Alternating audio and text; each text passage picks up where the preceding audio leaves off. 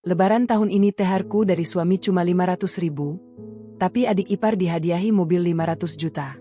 Untuk mudik. Mertua bahkan memaksa suamiku menceraikanku setelah lebaran. Mereka pikir aku benalu. Begitu kutelepon pengacara ayahku. Seketika mereka merengek minta ampun. Yuk, absen dulu di kolom komentar. Sobat kisah berasal dari kota mana saja? Jangan lupa tekan like dan subscribe, ya. Dukungan kalian sangat berarti agar channel ini terus berkembang dan bisa menyajikan cerita yang lebih seru. Terima kasih. Namaku Hanum. Di mata dunia, aku hanyalah seorang perempuan yang beruntung bisa bersanding dengan laki-laki sehebat Aris. Seorang manajer muda yang ambisius, berwibawa, dan dianggap sebagai tulang punggung keluarga besar. Setiap hari, tugasku adalah memastikan kemejanya licin tanpa celah, kopinya tersedia tepat waktu dengan suhu yang pas, dan rumah selalu dalam keadaan wangi sebelum ia melangkahkan kaki masuk. Aku adalah bayangan yang bergerak sunyi di balik kegemilangan karirnya. Namun, ada satu rahasia yang kusimpan rapat di balik daster sederhana dan jemari yang berbau bawang ini. Aku adalah putri tunggal dari pemilik Adiwangsa Group, korporasi yang menguasai jaringan logistik dan properti di negeri ini. Penyamaranku ini bukan tanpa alasan. Aku hanya ingin dicintai sebagai manusia, bukan karena tumpukan aset yang diwariskan ayahku. Udara pagi itu terasa berat oleh aroma rendang yang mendidih di atas kompor. Keringat membasahi pelipisku saat aku mengaduk santan kental yang mulai berminyak. Hari ini adalah hari terakhir bekerja sebelum libur lebaran dimulai. Di ruang tengah, suara tawa Aris terdengar renyah, bersahut-sahutan dengan suara Siska, adik iparku yang sedang asyik melakukan siaran langsung di media sosialnya. Mereka sedang sibuk merencanakan kemewahan apa yang akan dipamerkan saat mudik nanti, sementara aku di dapur, seolah menjadi pelayan yang tak terlihat namun tenaganya sangat dibutuhkan. "Hanum, sini sebentar," teriak Aris dari ruang makan. Suaranya penuh wibawa, tipe suara yang biasa ia gunakan untuk memerintah bawahan di kantor. Aku mematikan kompor, mengelap tangan pada celemek, dan melangkah mendekat. Di atas meja makan yang luas, Aris duduk dengan kaki menyilang. Di depannya ada beberapa amplop coklat tebal dan sebuah amplop putih tipis yang diletakkan terpisah. Ibu Mira, mertuaku, duduk di sampingnya sambil sibuk memoles kuku, sesekali melirikku dengan tatapan yang selalu membuatku merasa seperti kotoran yang menempel di sepatu mahalnya. "Ini, ada rezeki sedikit untuk kamu," ujar Aris. Ia mengambil amplop putih tipis itu, lalu melemparkannya ke arahku. Amplop itu meluncur di atas meja kayu jati yang licin, berhenti tepat di depan jemariku. 500 ribu rupiah. Gunakan untuk keperluanmu sendiri. Beli baju baru atau apapun. Terserah. Tapi ingat, jangan boros. Mencari uang itu susah. Butuh kerja keras dan otak yang cerdas. Tidak seperti kamu yang hanya diam di rumah menikmati hasil keringatku. Aku menatap amplop itu. 500 ribu rupiah. Untuk pengabdianku selama 1 tahun penuh, untuk tenaga yang kuhabiskan mengurus rumah tanpa asisten, dan untuk kesabaranku menghadapi hinaan keluarganya. Angka itu bahkan tidak cukup untuk membeli 1 botol parfum yang biasa Aris gunakan. Parfum yang sebenarnya dibeli menggunakan dana representasi kantor yang diam-diam disubsidi oleh ayahku. "Terima kasih, Mas," jawabku datar. Suaraku tidak bergetar, meski di dalam dada ada sesuatu yang retak namun sekaligus mengeras menjadi baja. "Hanya 500 ribu. Siska menyela sambil mematikan ponselnya. Ia tertawa mengejek, matanya melirik sinis ke arahku. "Duh, Mbak Hanum, itu sih cuma cukup buat beli kerupuk kaleng. Lihat nih, Mas Aris baru saja kasih aku 500 juta rupiah buat uang muka mobil baru. Katanya, supaya kalau kita mudik ke kampung nanti, harga diri keluarga kita tidak jatuh. Kita harus terlihat sebagai orang sukses, bukan pecundang." Ibu Mira menimpali tanpa mengalihkan pandangan dari kukunya yang berwarna merah menyala. "Wajar dong, Aris kasih Siska lebih banyak. Siska itu influencer, dia punya nama, dia butuh penampilan. Sedangkan Hanum, mau dikasih 5 miliar pun, seleranya tetap selera pasar. Lihat saja daster yang dia pakai, sudah pudar warnanya. Buat apa kasih uang banyak-banyak ke orang yang tidak bisa memanfaatkannya untuk menaikkan derajat keluarga? Aris tersenyum bangga mendengar pembelaan ibunya. Ia mengelus jam tangan kronografnya dengan gerakan penuh kemenangan. Benar kata ibu. Jabatan manajer yang aku raih ini adalah hasil kerja keras otakku sendiri. Aku harus memastikan uang ini jatuh ke tangan yang tepat. Siska akan membawa citra baik untukku, sedangkan kamu, Hanum, cukup pastikan rumah ini bersih dan makanan selalu enak. Itu sudah tugas alamimu sebagai istri yang menumpang hidup. Aku menarik napas panjang, mencoba menenangkan debaran jantung yang mulai tidak beraturan. Hatiku perih, bukan karena jumlah uangnya, tapi karena kesombongan yang telah membutakan mata mereka. Aris merasa hebat karena jabatannya, padahal ia tidak tahu bahwa surat keputusannya menjadi manajer ditandatangani oleh tangan kanan ayahku atas permintaanku sebagai hadiah ulang tahun pernikahan kami yang kedua. Dia merasa rumah ini adalah istananya, padahal sertifikat bangunan ini tersimpan rapi di brankas pribadiku, atas namaku sendiri. Mas, apakah Mas tidak ingat kalau tabungan bersama kita juga ada andil dariku? Tanyaku pelan, mencoba memancing kejujurannya. Aris tertawa terbahak-bahak, seolah aku baru saja menceritakan lelucon paling lucu di dunia. Andil apa? Uang saku yang aku kasih setiap bulan lalu kamu simpan? Itu tetap uangku. Hanum, jangan pernah merasa punya hak atas uang yang ada di tabungan itu. Semuanya adalah hasil jerih payahku di kantor. Kamu itu benalu kalau tidak aku beri makan. Kamu mau makan apa? Rumput? Ibu Mira berdiri, merapikan duduknya dengan gaya angkuh. Sudahlah Aris, tidak usah dilayani. Orang seperti dia ini memang suka tidak tahu diri. Sudah untung dinikahi oleh pria sukses seperti kamu. Nanti setelah lebaran, ibu rasa kamu harus pikirkan lagi hubungan ini. Kita butuh menantu yang selevel, yang ayahnya pengusaha atau minimal pejabat, bukan yang asal-usul keluarganya saja tidak jelas seperti Hanum ini. Dia hanya jadi beban finansial dan sosial buat kamu.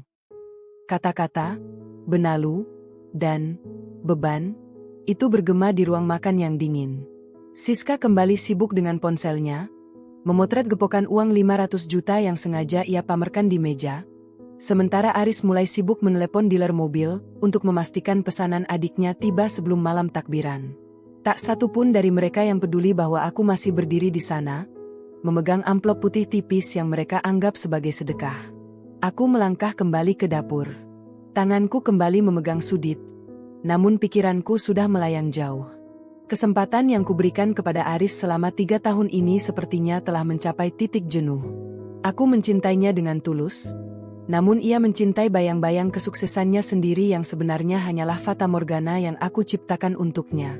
Di saku dasternya, ponselku bergetar. Sebuah pesan singkat masuk dari Pak Handoko, pengacara pribadi keluargaku. Selamat pagi, Nona Hanum. Laporan bulanan untuk seluruh aset properti dan kendaraan operasional atas nama Anda sudah siap. Apakah ada instruksi khusus menjelang libur panjang ini? Aku menatap layar ponsel itu dengan mata yang menyipit. Jemariku mengetik balasan dengan cepat.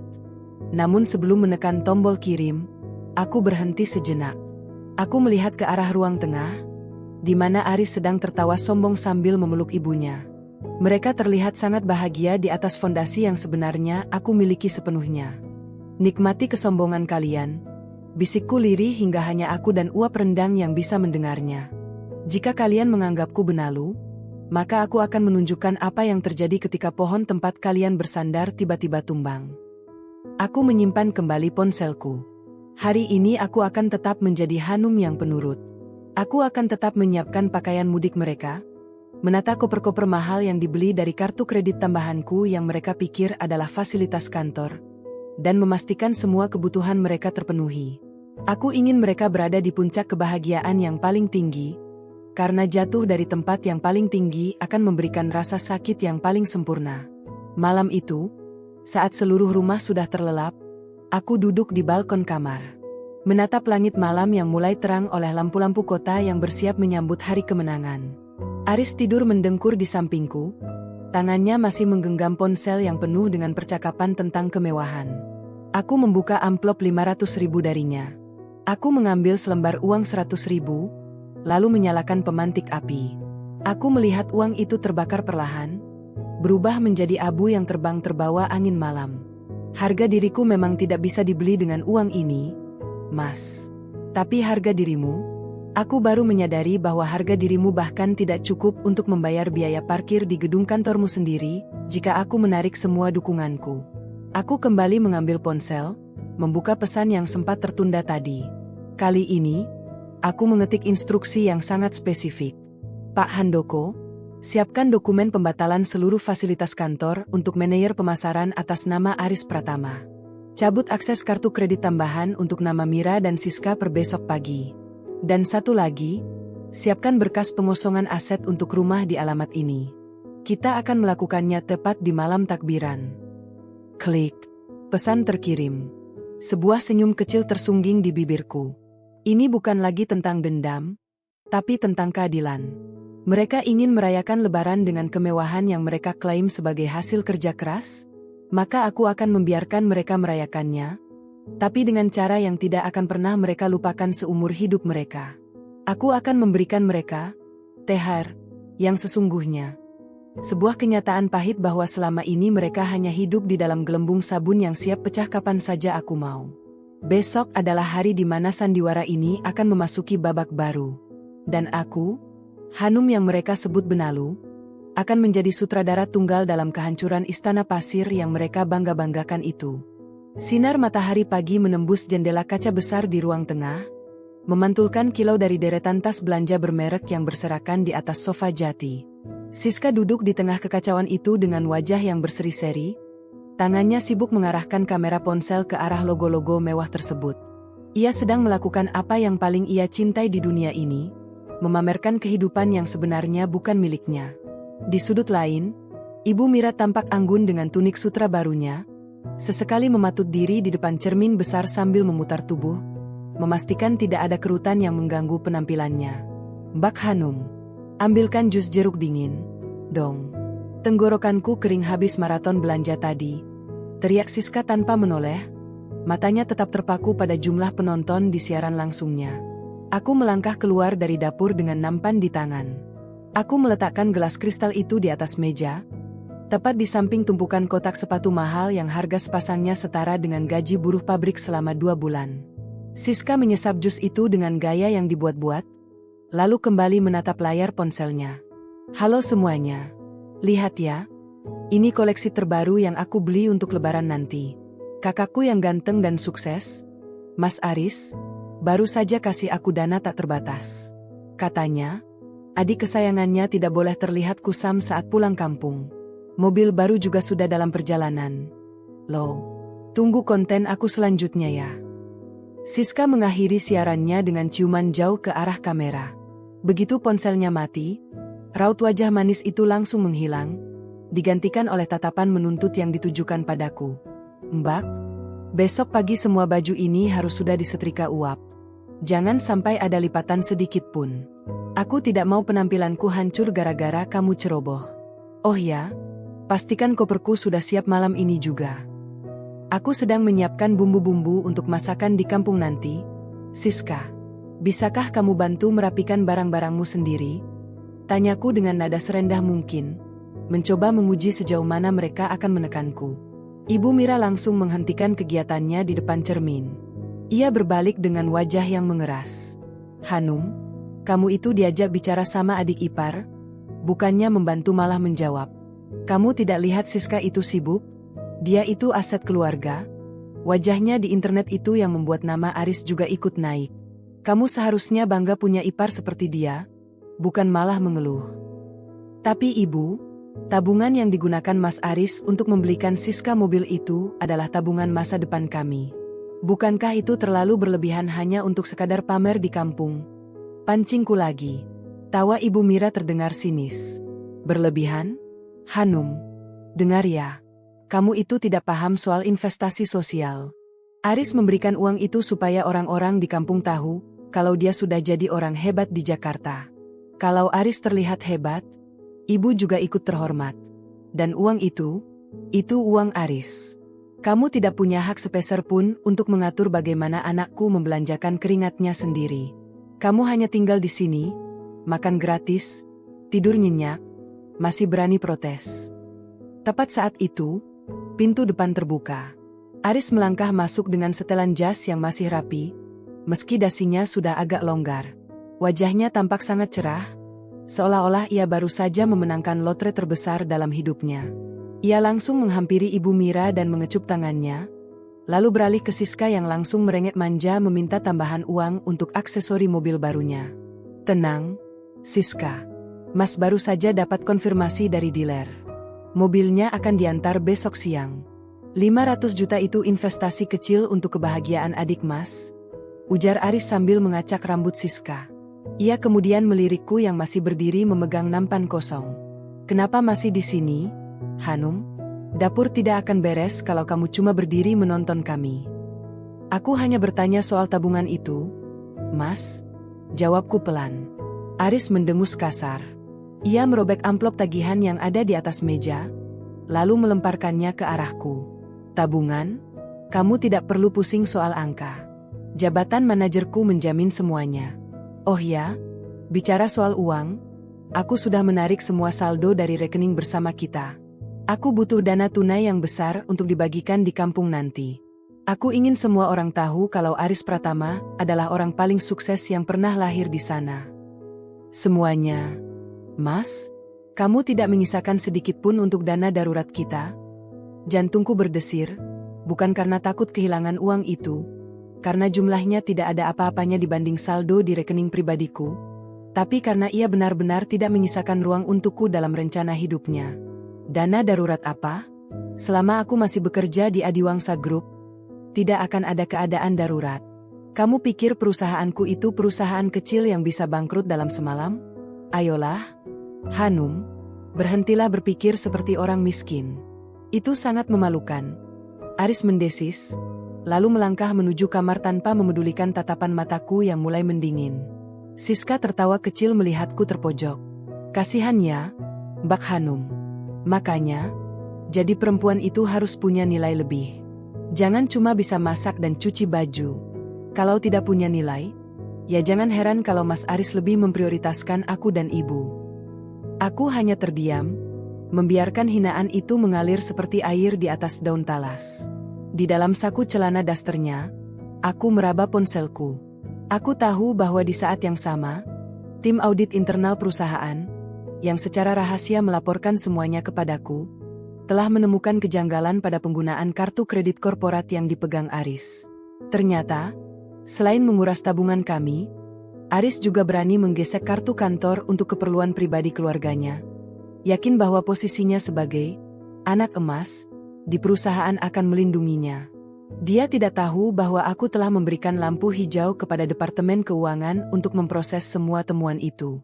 Aris merasa aman karena dia pikir dia adalah titipan, orang kuat di pusat. Dia benar, dia memang titipan. Tapi dia lupa siapa yang menitipkannya. Malam itu, saat Aris sibuk menghitung gepokan uang tunai yang akan ia pamerkan besok, aku berdiri di dapur sambil mencuci piring. Ibu Mira masuk dan berdiri di belakangku dengan tangan bersedekap. Hanum, ibu mau bicara serius. Suaranya terdengar dingin dan penuh rencana. Setelah lebaran nanti, ibu minta kamu untuk pulang ke rumah orang tuamu untuk sementara waktu. Ibu merasa Aris butuh waktu untuk mengevaluasi pernikahan ini. Kamu hanya menjadi penghambat karir dan pergaulannya. Aris butuh pendamping yang bisa membantunya melobi klien-klien besar, bukan yang hanya tahu cara membuat sambal terasi. Aku tetap menggosok piring dengan tenang. Jadi, ibu ingin Mas Aris menceraikan aku. Ibu tidak bilang begitu, tapi kalau itu yang terbaik untuk masa depan anak ibu, kenapa tidak? Aris sekarang sudah di atas. Dia butuh orang yang setara. Kamu mengerti kan? Orang seperti kamu ini, ibarat benalu di pohon yang sedang berbuah lebat. Kalau tidak dipangkas, pohonnya bisa terganggu. Aku membilas piring terakhir, lalu berbalik menatap Ibu Mira. Untuk pertama kalinya, aku tidak menunduk. Aku menatap langsung ke dalam matanya yang penuh dengan kilat keserakahan. Tentu, Ibu, aku sangat mengerti. Pagi hari menjelang keberangkatan mudik, suasana di ruang tamu sudah menyerupai pasar tumpah yang penuh dengan kemewahan yang dipaksakan. Kardus-kardus oleh-oleh dengan logo toko kue ternama di Jakarta bertumpuk tinggi di sudut ruangan. Ibu Mira mondar-mandir memastikan penampilannya sempurna, mengenakan bros berlian yang ia klaim sebagai hadiah ulang tahun dari Aris. Padahal aku tahu betul kartu kredit pembayarannya masih atas nama akun subsidiku. Siska tidak kalah sibuk. Ia sedang merekam video pendek untuk pengikutnya, memutar kunci mobil baru yang mengkilap di jarinya dengan gaya angkuh. Ayo, Hanum, cepat masukkan sisa koper ini ke bagasi. Kamu ini lambat sekali, seperti tidak niat mau pulang kampung. Hardik Aris yang baru saja keluar dari kamar dengan setelan safari berwarna krem yang tampak mahal. Aku mengangkat koper besar milik Siska yang terasa sangat berat. Isinya pasti penuh dengan koleksi sepatu dan tas yang baru ia beli kemarin. Tenagaku terkuras, namun aku tetap melakukannya tanpa suara. Saat aku melewati ruang tengah, langkahku terhenti karena suara tawa riuh dari arah meja makan. Rupanya, beberapa kerabat jauh dan tetangga sebelah rumah sengaja datang untuk melepas keberangkatan keluarga sukses ini. Wah, Jeng Mira, beruntung sekali punya anak seperti Aris. Masih muda sudah jadi manajer, bisa beli mobil 500 juta buat adiknya, kasih THR buat tetangga juga tidak tanggung-tanggung. Puji salah satu tetangga dengan nada iri yang kental. Ibu Mira membusungkan dada, wajahnya bercahaya oleh sanjungan itu. Yah, begitulah kalau anak tahu cara berbakti. Aris itu otaknya encer, kerja kerasnya di kantor diakui pemilik perusahaan. Makanya, rezekinya lancar terus. Tidak seperti menantu saya ini. Ia melirikku yang sedang bersusah payah menyeret koper di dekat pintu. Kerjanya cuma menghabiskan jatah bulanan, tidak ada kontribusi apapun. Untung Aris sabar, kalau tidak, sudah saya minta cari pengganti yang lebih sepadan. Siska ikut menimpali sambil mengibas-ngibaskan kipas lipatnya. Iya, Tante. Mbak Hanum ini memang tipikal benalu sejati. Bayangkan, tinggal di rumah semewah ini, ikut naik mobil bagus, tapi jangankan bantu cari uang, dandan saja tidak becus. Malu-maluin kalau diajak kumpul bareng teman-teman sosialitaku. Gelak tawa pecah di ruang tamu itu. Aku berdiri mematung di ambang pintu, merasakan tatapan meremehkan dari orang-orang yang bahkan tidak tahu bahwa air yang mereka minum di rumah ini dibayar oleh perusahaan ayahku.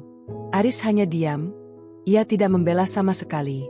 Malah, ia tampak menikmati saat-saat di mana istrinya dijadikan bahan tertawaan untuk menonjolkan kehebatannya sendiri.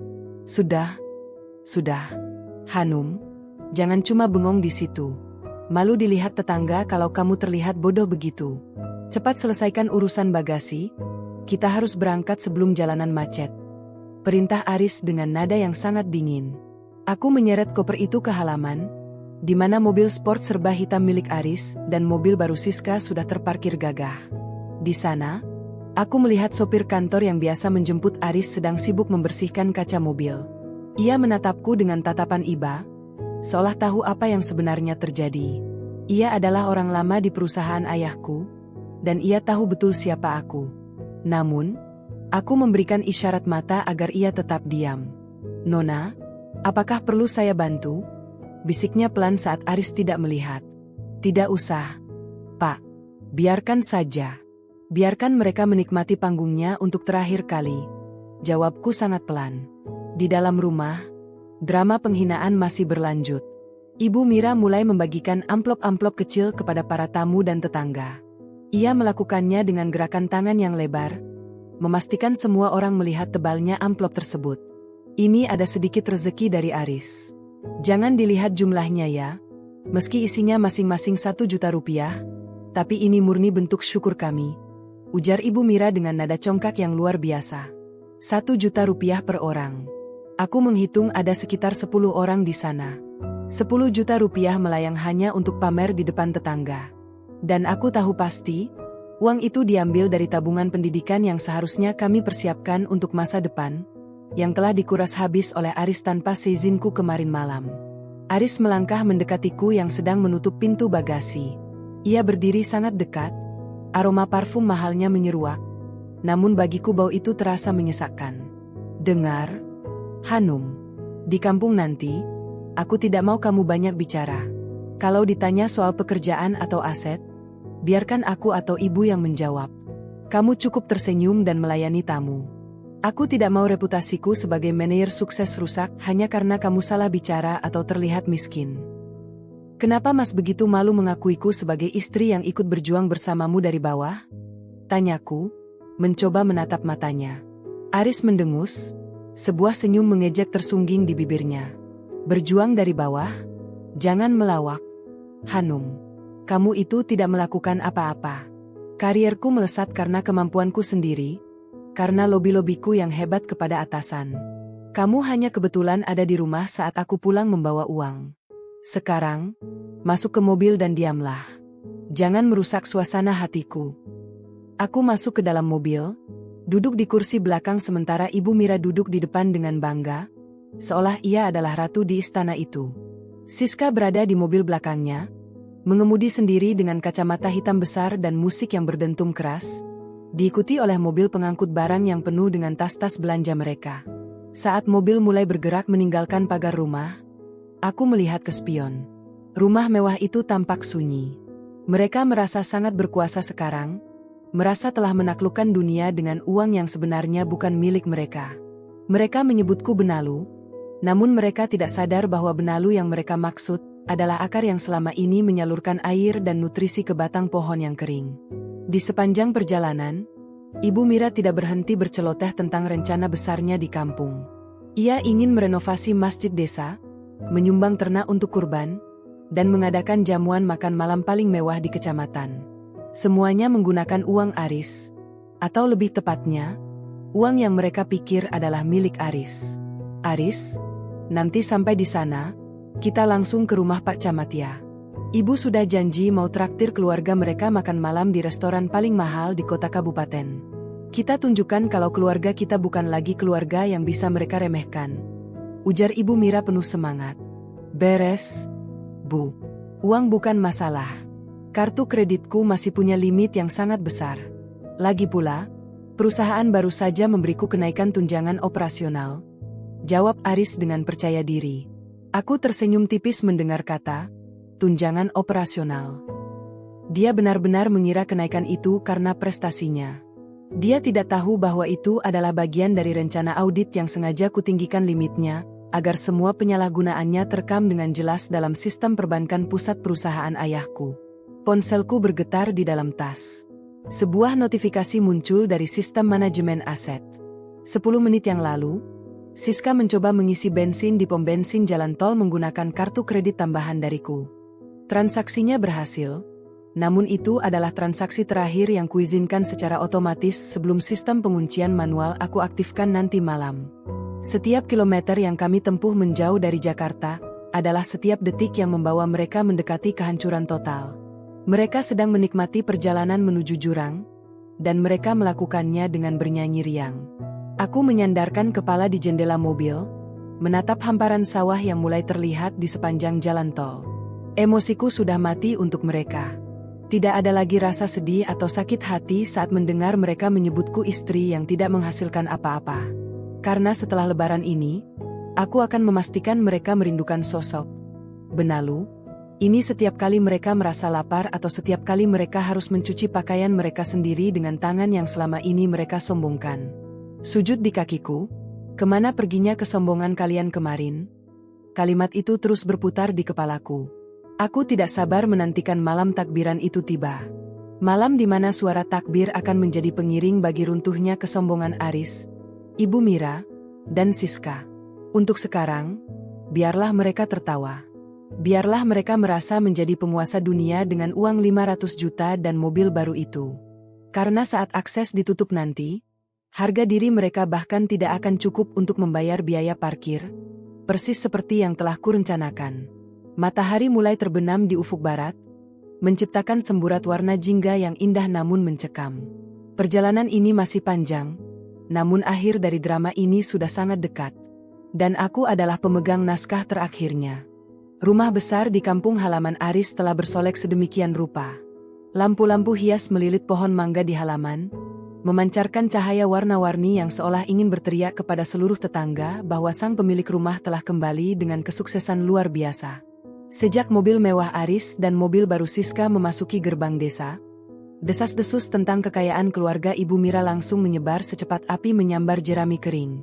Orang-orang berdatangan, menyalami Aris dengan takzim, Sementara Ibu Mira membagi-bagikan senyum kemenangannya kepada setiap pasang mata yang memandang dengan iri. Aku, seperti biasa, berada di posisi yang sudah mereka tentukan. Di dapur belakang yang pengap, aku sibuk membongkar berlusin-lusin kotak oleh-oleh untuk disajikan kepada tamu yang terus mengalir. Tanganku mulai lecet karena terus-menerus mengiris bumbu dan mengangkat panci besar. Namun tak seorang pun dari mereka bertanya apakah aku sudah makan atau sekadar butuh minum. Bagi mereka, keberadaanku di sini tak lebih dari mesin pelayan yang kebetulan menyandang status istri Aris. Malam semakin larut ketika para tamu mulai berkurang. Aku melangkah menuju ruang tengah untuk mengambil nampan kotor, namun langkahku terhenti tepat di balik tirai pembatas ruang makan. Suara bisikan Ibu Mira yang tajam terdengar jelas, disusul oleh suara Aris yang berat. Mereka sedang duduk di teras samping yang remang-remang, mengira aku sudah tidur karena kelelahan. Aris, ibu sudah tidak tahan lagi melihat muka Hanum di rumah ini. Suara Ibu Mira terdengar penuh kebencian yang tertahan. Lihat tadi di depan istri Pak Camat, dia cuma diam seperti patung. Tidak ada aura wanita kelas atas sama sekali. Malu-maluin ibu saja. Sabar, Bu.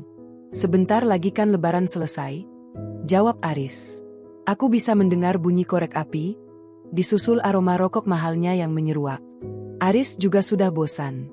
Di kantor, teman-teman manajer lainnya punya istri yang bisa diajak bicara bisnis, yang ayahnya punya koneksi luas. Sedangkan Hanum, ditanya soal saham saja dia bingung. Aku tersenyum getir di balik tirai. Bingung? Aku adalah orang yang menyetujui suntikan modal untuk perusahaan Aris bulan lalu melalui disposisi rahasia. Aku hanya memilih untuk tidak memamerkan isi otakku di depan pria yang egonya setinggi langit namun fondasinya serapuh kaca.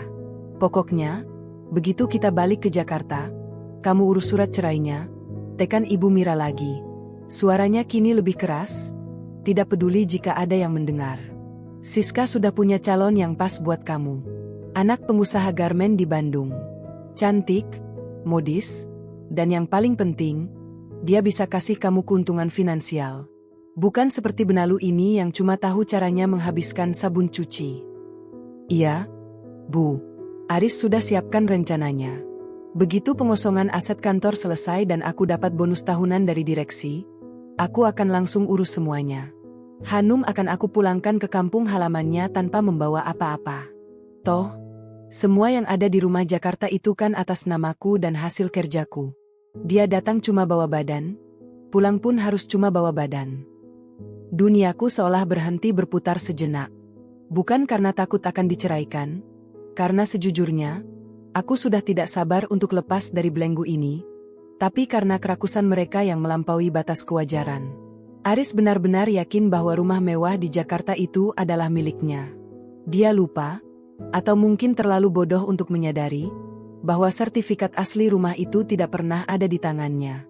Dia hanya memegang salinan legalitas operasional yang sewaktu-waktu bisa dibatalkan oleh pemilik sahnya. Aku. Bagus kalau begitu. Siska tiba-tiba ikut bergabung dalam percakapan itu. Suaranya terdengar renyah karena tawa. Aku juga sudah tidak tahan punya kakak ipar udik.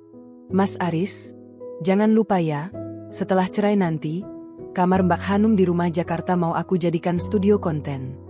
Biar estetik sedikit, tidak bau bawang terus. Tenang saja, Siska. Semua akan Mas atur. Malam takbiran besok kita buat pesta besar-besaran di sini. Kita tunjukkan kalau kita adalah keluarga paling terpandang.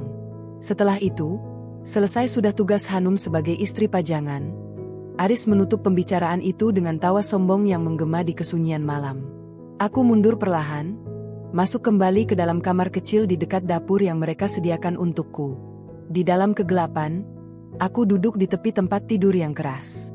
Dadaku sesak oleh amarah yang kini telah bermutasi menjadi ketenangan yang mematikan. Jadi, ini rencana mereka?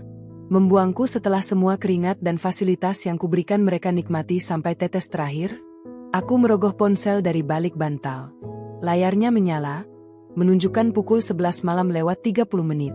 Aku membuka kontak Pak Handoko. Pak Handoko, bisikku saat panggilanku diangkat di seberang sana. Majukan jadwalnya. Jangan tunggu sampai hari raya kedua. Saya ingin semua akses diputus besok malam. Tepat saat gema takbir pertama berkumandang. Dan mengenai rumah di Jakarta, kirimkan tim pengamanan untuk mengganti semua kunci dan memasang segel pengosongan aset besok pagi. Pastikan tidak ada satupun barang mewah yang keluar dari sana kecuali pakaian lama mereka. Baik, Nona Hanum. Bagaimana dengan posisi Bapak Aris di kantor? Tanya Pak Handoko dengan nada profesional. Surat pemecatannya sudah ditandatangani ayah saya. Kan? Kirimkan lewat surat elektronik besok sore. Biar dia membaca surat cintanya saat dia sedang merasa menjadi raja di kampung ini. Oh, dan satu lagi, pastikan penarikan mobil operasional yang dipakai adiknya dilakukan di depan umum. Saya ingin mereka tahu rasanya jatuh dari puncak kesombongan. Setelah mematikan telepon, aku menarik napas panjang.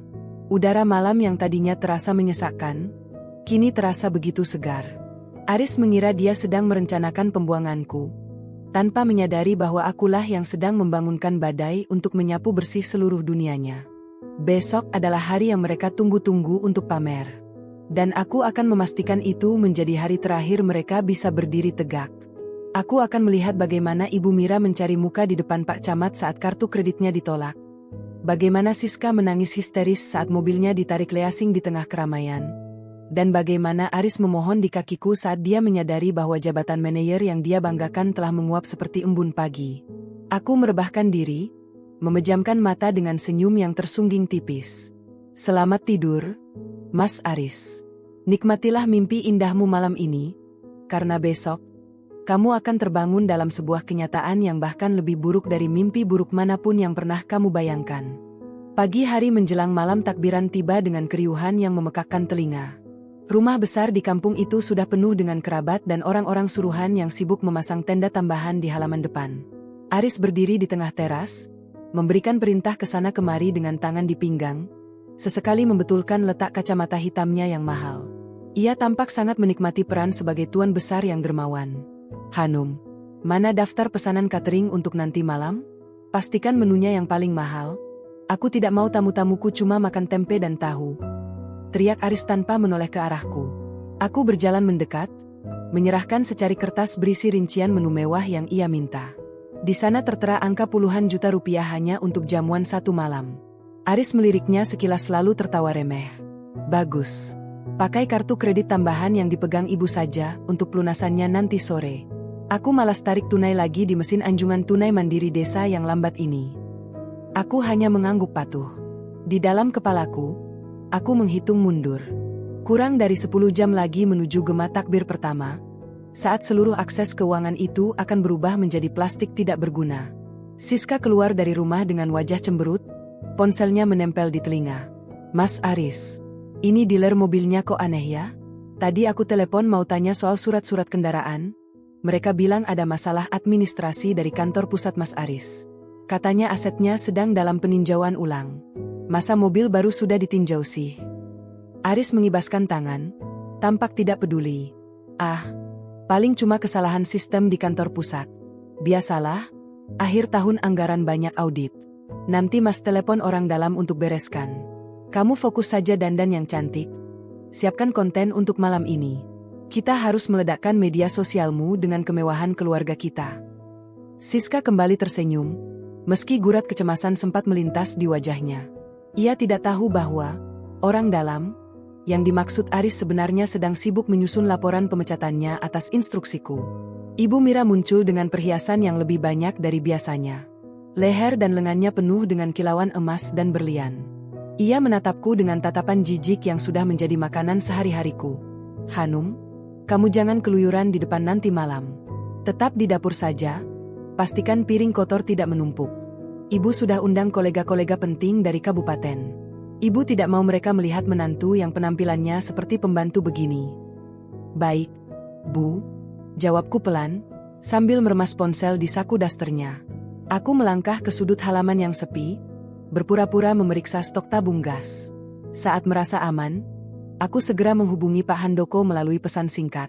Pak, apakah tim pengosongan sudah di depan rumah Jakarta? 1 menit kemudian, sebuah foto masuk ke ponselku. Foto itu memperlihatkan 5 orang pria berseragam tim pengamanan aset sedang berdiri di depan pagar rumah mewah kami di Jakarta. Di tangan mereka terdapat rantai besar dan papan pengumuman berwarna kuning mencolok bertuliskan, "Aset ini dalam pengawasan Adiwangsa Group, dilarang masuk." "Semua kunci sudah diganti, Nona," tulis Pak Handoko. "Barang-barang pribadi mereka sudah kami kemas ke dalam kardus biasa dan diletakkan di gudang belakang. Barang mewah yang dibeli menggunakan fasilitas kantor telah kami sita sebagai jaminan kerugian perusahaan atas penyalahgunaan dana." Aku tersenyum dingin. "Bagus. Sekarang, kirimkan surat pemecatan Aris ke surat elektronik pribadinya tepat pukul 6 sore nanti. Dan pastikan pihak penyewaan kendaraan operasional sudah bersiap di alun-alun desa tempat Siska berencana pamer nanti malam." "Dimengerti, Nona." Siang itu berjalan dengan sangat lambat bagiku, namun terasa sangat cepat bagi keluarga Aris yang sedang mabuk pujian. Mereka membagikan ratusan amplop THR kepada warga desa yang mengantre di depan pagar. Aris berdiri di sana, menyalami satu persatu warga dengan gaya seperti pejabat yang sedang berkampanye. "Terima kasih ya, Pak Aris. Semoga rezekinya makin lancar," ujar seorang kakek tua dengan suara bergetar. "Sama-sama, Pak. Ini hasil kerja keras saya sendiri. Selama kita punya otak dan kemauan, uang itu gampang dicari," jawab Aris dengan kesombongan yang meluap-luap. Aku melihat dari kejauhan bagaimana ia memberikan uang itu. Uang itu sebenarnya adalah sisa tabungan bersama kami yang ia kuras habis tanpa izin. Dia memberikan hakku kepada orang lain demi mendapatkan pengakuan semu. Dadaku bergemuruh, namun aku menahannya. Biarlah, anggap saja itu sedekah terakhir atas nama pernikahan kami yang gagal. Pukul 5 sore, suasana semakin riuh. Gema takbir mulai terdengar sayup-sayup dari pengeras suara masjid di ujung jalan. Siska sudah siap dengan mobil barunya, berencana melakukan konvo keliling desa bersama teman-teman lamanya. Ia memakai baju bermerek yang harganya luar biasa mahal, berpose di depan kap mobil dengan penuh percaya diri. "Mbak Hanum, fotoin aku dong. Yang bagus ya sudutnya, biar kaki aku kelihatan jenjang dan mobilnya kelihatan gagah," perintah Siska sambil menyerahkan ponselnya padaku. Aku mengambil beberapa foto. Di layar ponselnya, aku melihat notifikasi pesan masuk dari bank. "Peringatan. Transaksi mencurigakan terdeteksi pada kartu kredit Anda." Siska mengerutkan kening, namun segera menghapus notifikasi itu. "Duh, gangguan sinyal kali ya," gumamnya. Aku mengembalikan ponselnya. "Sudah, Siska. Hasilnya bagus sekali. Nikmatilah selagi bisa." Siska menatapku aneh. "Maksudmu apa, Mbak? Selagi bisa? Ya jelaslah aku bakal nikmatin terus. Orang kaya maha bebas." Ia tertawa lalu masuk ke dalam mobil, menginjak gas dengan kencang hingga menimbulkan suara bising yang memekakkan telinga. Ia pergi menuju alun-alun desa, tempat pusat keramaian malam takbiran berada. Sementara itu, di dalam rumah, Aris sedang duduk santai sambil membuka laptopnya. Ia ingin memeriksa laporan pekerjaan terakhir agar bisa pamer kepada ibunya bahwa posisinya di kantor semakin kuat. Aku berdiri di dekat pintu dapur, memperhatikan punggungnya. Tepat pukul 6 sore, bunyi notifikasi surat elektronik masuk terdengar dari laptop Aris. Aku tahu itu adalah surat yang akan menghancurkan hidupnya dalam hitungan detik. Wajah Aris yang tadinya ceria perlahan berubah menjadi pucat pasi. Matanya melotot menatap layar. Ia membaca baris demi baris dengan tangan yang mulai gemetar. Ini tidak mungkin. Pasti ada kesalahan. Kenapa surat pemecatan ini datang sekarang? Dan apa ini? Penyalahgunaan dana kantor. Ibu Mira yang sedang asyik menghitung sisa amplop di meja makan menoleh dengan cemas. "Ada apa, Aris? Kenapa mukamu seperti melihat hantu?" "Bu, kartu kredit ibu masih bisa dipakai tidak?" Suara Aris terdengar serak. Ibu Mira mencoba membuka dompetnya, mengambil kartu kredit tambahan itu. "Tentu saja bisa. Tadi siang masih dipakai bayar catering." "Kenapa?" "Coba cek aplikasi perbankan ibu sekarang. Cepat." Saat Ibu Mira sibuk dengan ponselnya, aku melangkah masuk ke ruang tengah. Aku tidak lagi memakai celemek. Aku sudah mengganti pakaianku dengan setelan blus sutra sederhana namun elegan yang selama ini kusimpan di dasar koper. Rambutku yang biasanya terikat asal-asalan, kini terurai rapi. "Tidak usah dicek, Bu. Kartu itu sudah tidak berguna sejak 5 menit yang lalu," ujarku dengan suara tenang namun tegas. Aris dan Ibu Mira serentak menoleh ke arahku. Mereka menatapku seolah-olah aku adalah orang asing yang tiba-tiba muncul di rumah mereka. "Apa maksudmu, Hanum? Jangan bicara sembarangan. bentak Aris, namun suaranya tidak selantang biasanya. Ada ketakutan yang nyata di matanya. Aku berjalan menuju meja makan, mengambil satu amplop kosong yang tersisa di sana. Maksudku adalah, pertunjukan kalian sudah berakhir. Selamat malam takbiran, Mas Aris. Selamat menikmati kenyataan bahwa jabatan manajermu, mobil baru adikmu, dan rumah mewah kita di Jakarta, semuanya sudah hilang dalam satu tarikan napas. Suara gema takbir di masjid semakin mengeras, seolah menjadi latar musik bagi dimulainya kehancuran mereka. Di saat yang sama, ponsel Aris berdering keras. Itu adalah telepon dari Siska yang berteriak histeris di seberang sana karena mobilnya sedang diangkut paksa oleh petugas di tengah alun-alun desa yang ramai. Puncak ketegangan baru saja dimulai, dan aku belum selesai memberikan kejutan untuk mereka. Suara takbir Allahu Akbar mulai bersahutan dari pengeras suara masjid desa. Namun bagi Aris, suara itu terdengar seperti lonceng kematian bagi harga dirinya. Tangannya masih memegang ponsel yang bergetar hebat. Di ujung telepon, suara Siska melengking tinggi, bercampur dengan isak tangis dan suara riuh rendah orang-orang di alun-alun. Mas Aris, tolong. Mobilnya mau diambil orang. Mereka bilang ini aset kantor yang ditarik paksa. Malu, Mas. Semua teman-temanku melihat. Cepat ke sini, teriak Siska sebelum sambungan terputus secara sepihak.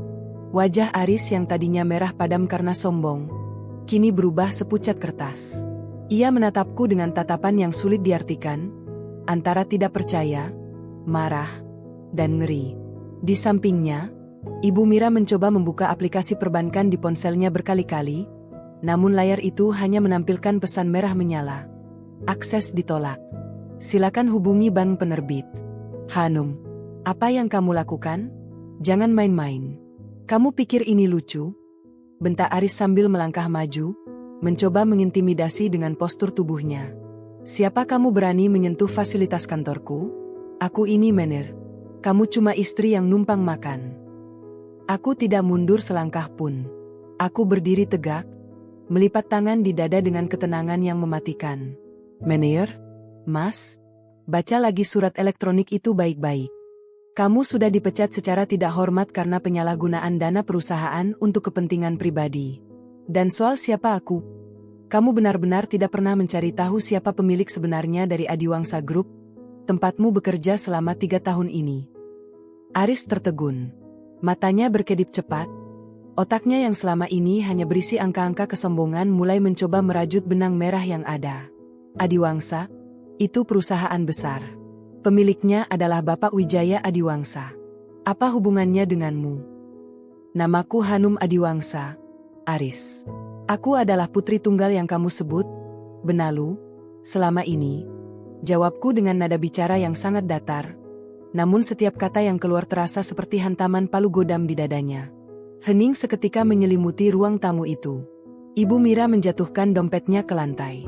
Perhiasan emas yang melilit lehernya seolah mencekik napasnya sendiri. Tidak mungkin, kamu bohong. Kamu bilang orang tuamu hanya petani di desa terpencil.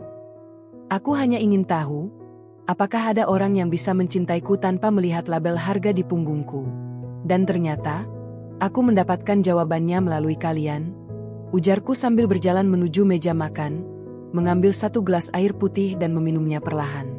Selama 3 tahun, aku diam saat kalian menghinaku. Aku diam saat Mas Aris selingkuh dengan ambisinya dan mengabaikan komitmen kita. Aku bahkan tetap diam saat ibu berencana menceraikanku setelah lebaran ini agar Mas bisa menikah dengan anak pengusaha garmen itu. Hanum, dengar dulu. Itu cuma pembicaraan emosi saja. Suara Aris tiba-tiba melembut, namun aku tahu itu adalah kelembutan yang lahir dari rasa takut kehilangan fasilitas. Kita bisa bicarakan ini baik-baik. Aku minta maaf. Aku cuma hilaf karena tekanan pekerjaan. Wilaf tidak akan menghabiskan uang 500 juta untuk mobil adikmu sementara istrimu hanya diberi 500 ribu. Aris. Wilaf tidak akan menguras tabungan bersama untuk pamer di depan orang kampung. Potongku tajam. Tepat saat ini, tim keamanan sudah berada di rumah Jakarta. Mereka sedang mengganti semua kunci dan memasang papan penyitaan. Semua barang mewah yang kalian beli menggunakan kartu kredit perusahaan sudah disita sebagai jaminan kerugian. Tiba-tiba, suara deru motor terdengar di halaman. Siska turun dari ojek dengan riasan yang luntur karena air mata. Bajunya yang mahal tampak kusam terkena debu jalanan. Ia berlari masuk ke rumah sambil berteriak histeris. "Mas, mobilnya benar-benar diambil. Mereka bawa mobil derek di depan semua orang. Aku mau ditaruh di mana mukaku, Mas?" Siska berhenti mematung saat melihatku berdiri dengan anggun di tengah ruangan.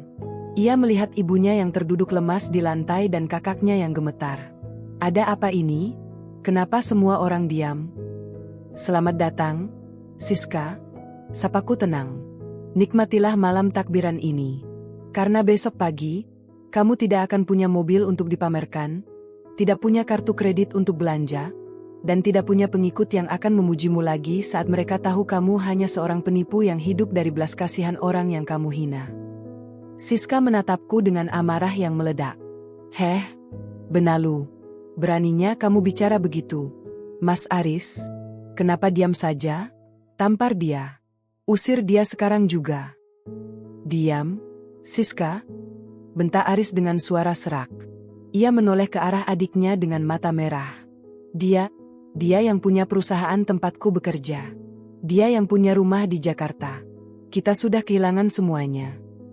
Siska jatuh terduduk di samping ibunya. Keheningan yang mencekam itu kini hanya diisi oleh suara takbir yang terus bergema dari kejauhan. Di luar rumah, orang-orang kampung mulai berbisik-bisik. Kabar tentang penarikan mobil Siska di alun-alun sudah sampai ke telinga tetangga sekitar.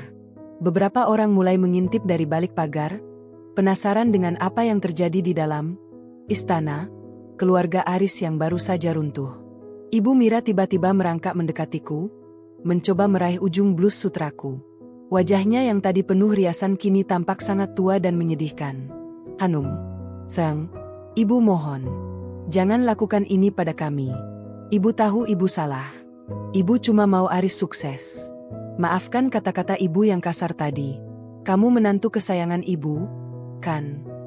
Aku menarik kakiku mundur, menjauh dari jangkauan tangannya. "Menantu kesayangan? Bukankah tadi ibu bilang aku harus dipangkas karena aku adalah benalu yang mengganggu pohon berbuah lebat? Sekarang lihatlah, pohon itu ternyata hanya hidup karena aku yang menyiramnya. Begitu aku berhenti, pohon itu layu seketika." Aris mendekat, mencoba memegang bahuku, namun aku menepisnya dengan kasar. "Hanum, tolong beri aku satu kesempatan lagi. Aku akan berubah. Aku akan menjadi suami yang baik. Aku akan mengembalikan semua uang itu. Tolong jangan pecat aku. Karierku adalah segalanya." "Kariermu adalah hasil manipulasi, Aris. Kamu tidak pernah benar-benar bekerja keras. Kamu hanya memanfaatkan fasilitas yang aku sediakan secara diam-diam." Aku menatapnya dengan penuh rasa muak. Harga dirimu yang setinggi langit itu ternyata hanya setinggi tumpukan uang kertas yang bukan milikmu. Dan sekarang, tumpukan itu sudah terbakar habis. Aku mengambil tas kecilku yang berisi dokumen-dokumen penting. "Malam ini, kalian silakan tetap di sini. Nikmatilah rumah ini sebelum besok pagi pengacara saya datang untuk memproses pengosongan aset di kampung ini juga. Karena tanah dan rumah ini ternyata masih atas nama perusahaan ayahku yang dulu dibeli secara lelang tanpa kalian sadari." Aku melangkah menuju pintu depan. Saat aku membuka pintu, puluhan pasang mata tetangga menatap ke arah kami. Aku tidak menunduk. Aku berjalan dengan kepala tegak, melewati kerumunan orang yang tadinya memuja keluarga Aris. Sujud di kakiku, "Kemana perginya kesombongan kalian kemarin?" Aku membatin sambil terus melangkah menuju mobil hitam yang sudah menungguku di ujung jalan. Mobil itu dikendarai oleh sopir pribadi ayahku yang asli, bukan sopir kantor yang biasa melayani Aris. Di belakangku, aku bisa mendengar suara tangisan Siska dan teriakan putus asa Ibu Mira yang memanggil namaku. Aris berdiri di ambang pintu, menatap punggungku dengan kehampaan yang sempurna. Ia baru saja menyadari bahwa uang 500.000 yang ia berikan kepadaku tempo hari adalah nilai sebenarnya dari sisa hidupnya mulai malam ini. Malam takbiran ini benar-benar menjadi malam kemenangan bagiku. Bukan kemenangan atas harta, tapi kemenangan atas harga diri yang selama 3 tahun ini diinjak-injak oleh orang-orang yang merasa diri mereka raksasa, padahal hanya kurcaci yang berdiri di atas bahu orang lain. Gema takbir semakin membahana, menyambut fajar baru yang akan membawaku pulang ke tempat yang seharusnya. Sementara di belakang sana, kegelapan mulai menyelimuti rumah yang kini terasa sangat kosong dan dingin itu. Kehancuran mereka belum berakhir, karena besok, aku akan memberikan mereka penawaran yang tidak akan pernah bisa mereka tolak. Malam takbiran yang seharusnya penuh dengan sukacita dan gema kemenangan, kini berubah menjadi horor yang mencekam bagi Aris, Ibu Mira, dan Siska.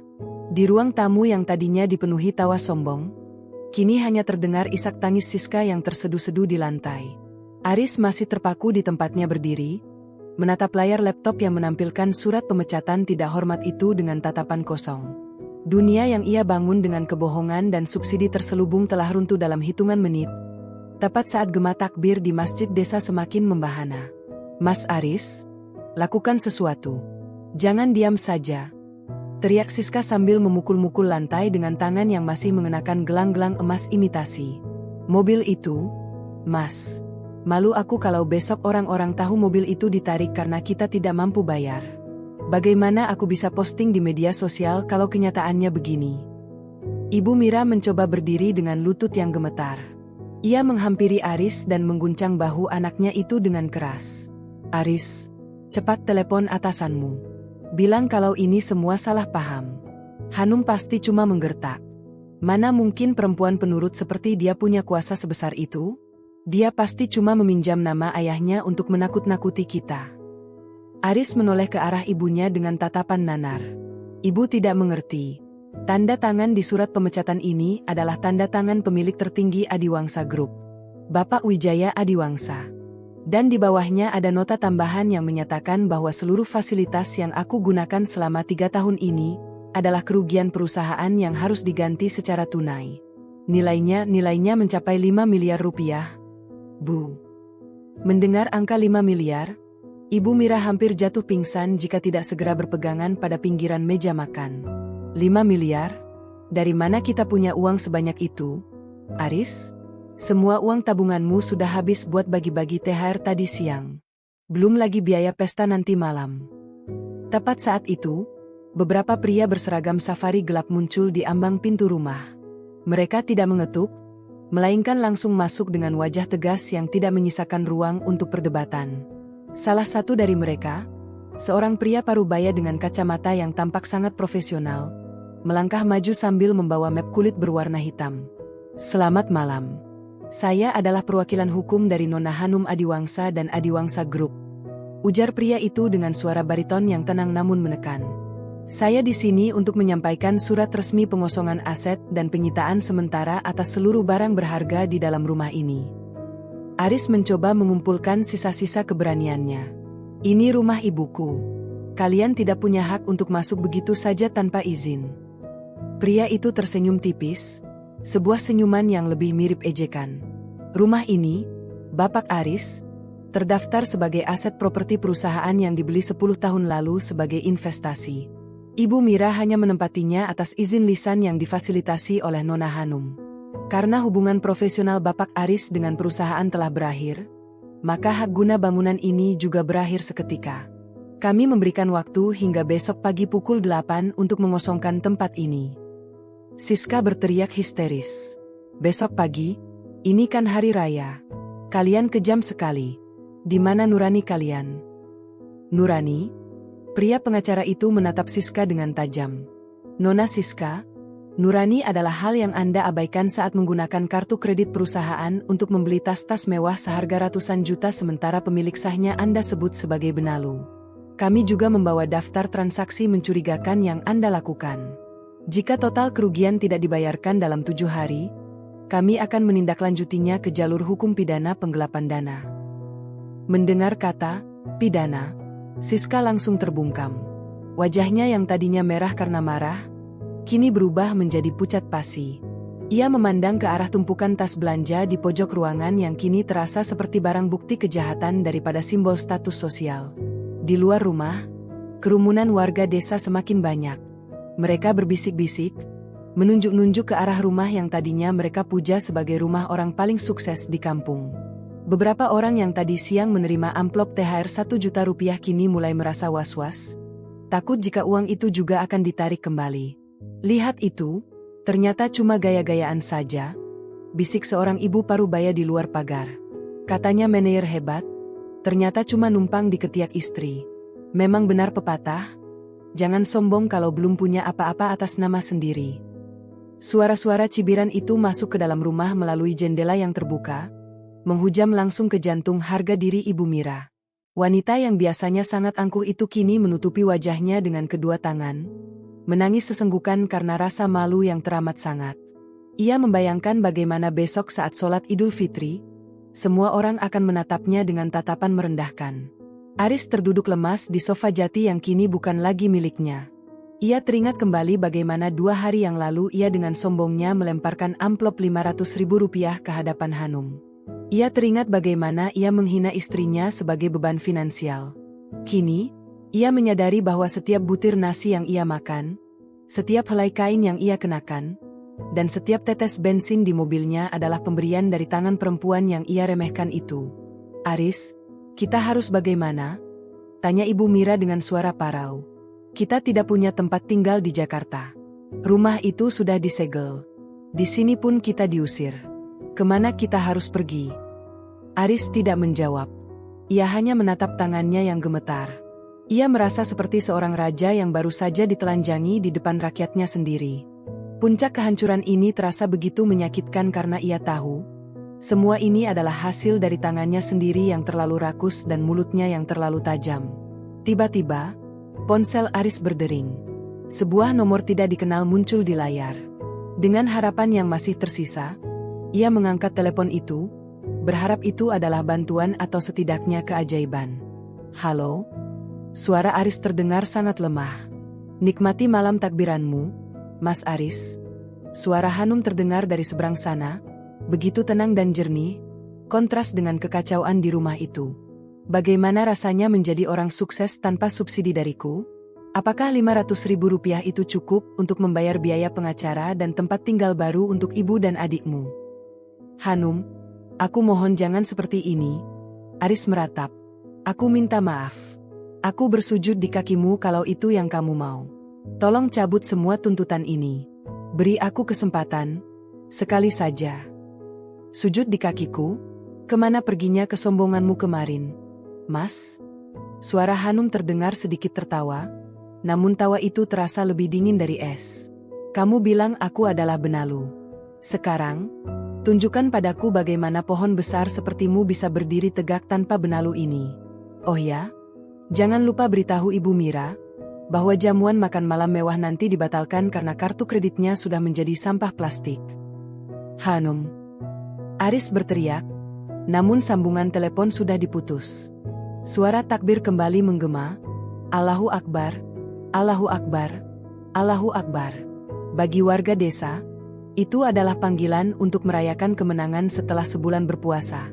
Namun bagi keluarga Aris, setiap kalimat takbir itu terasa seperti tamparan yang mengingatkan mereka bahwa kemenangan yang sejati tidak bisa dibangun di atas penderitaan dan penghinaan terhadap orang lain.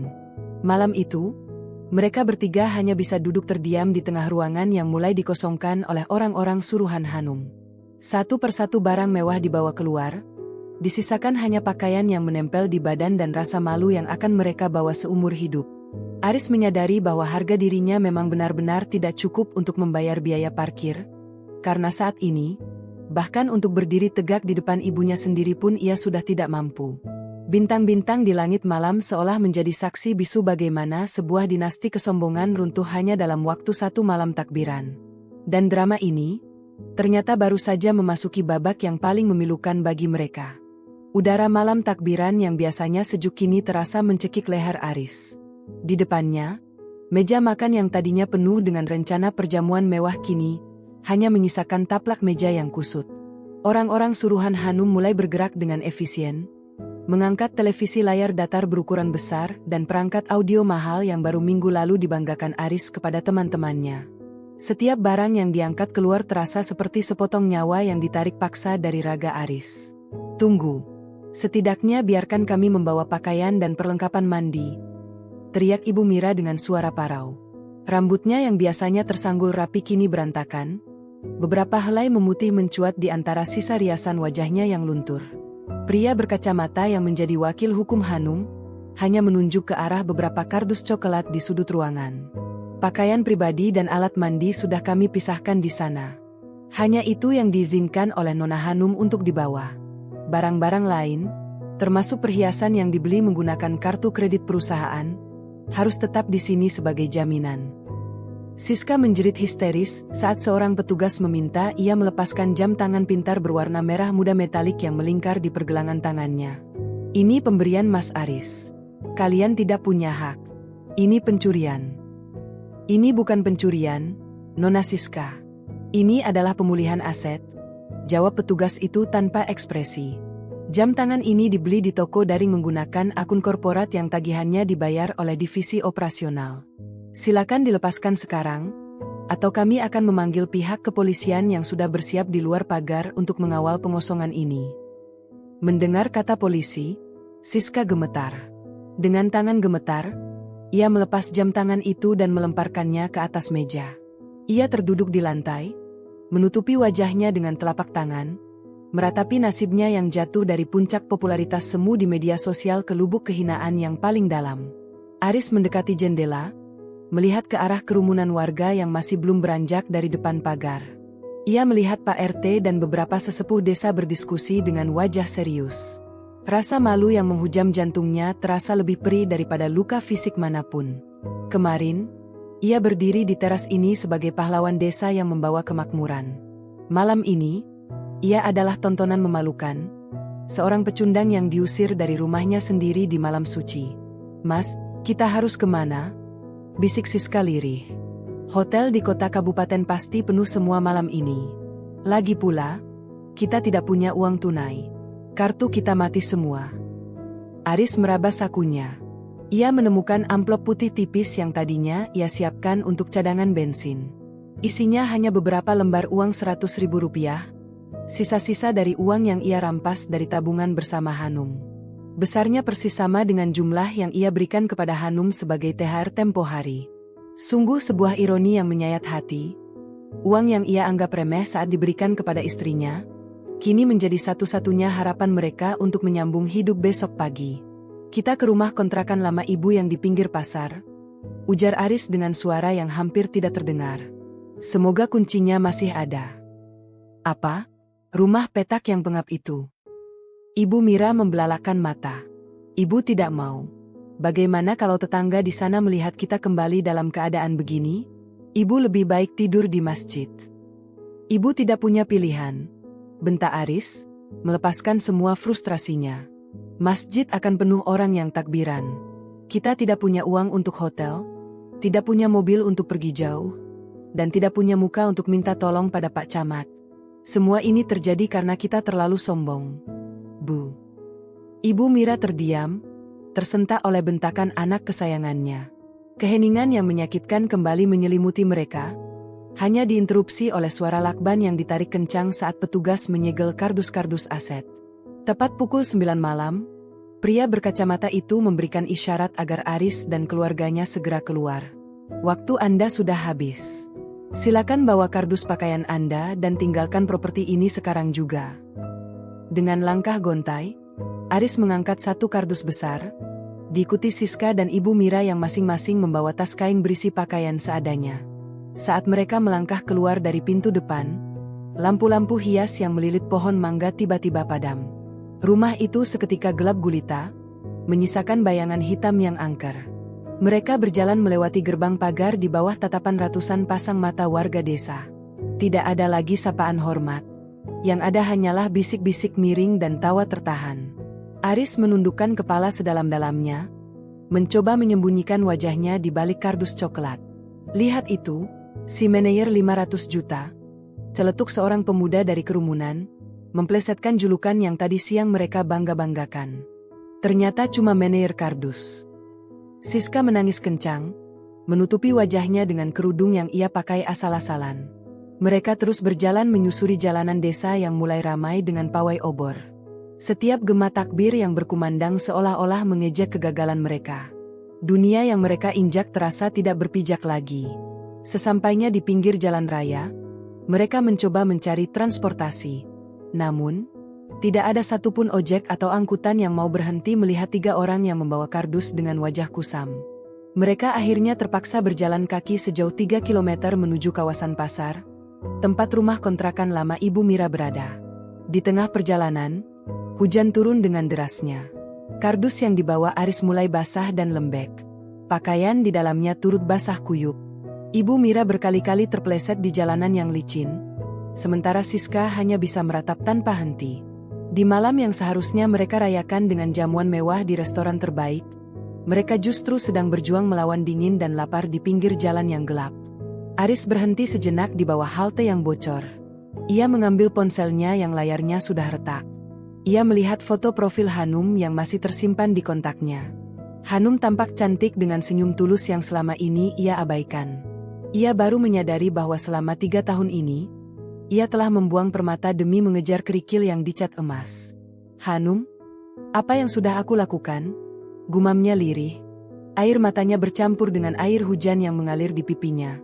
Puncak kehancuran itu bukan hanya saat mereka diusir, tapi saat mereka menyadari bahwa besok adalah hari Lebaran, dan mereka tidak punya tempat untuk pulang, tidak punya makanan untuk dimakan, dan yang paling menyakitkan, mereka tidak punya lagi harga diri untuk ditunjukkan kepada dunia.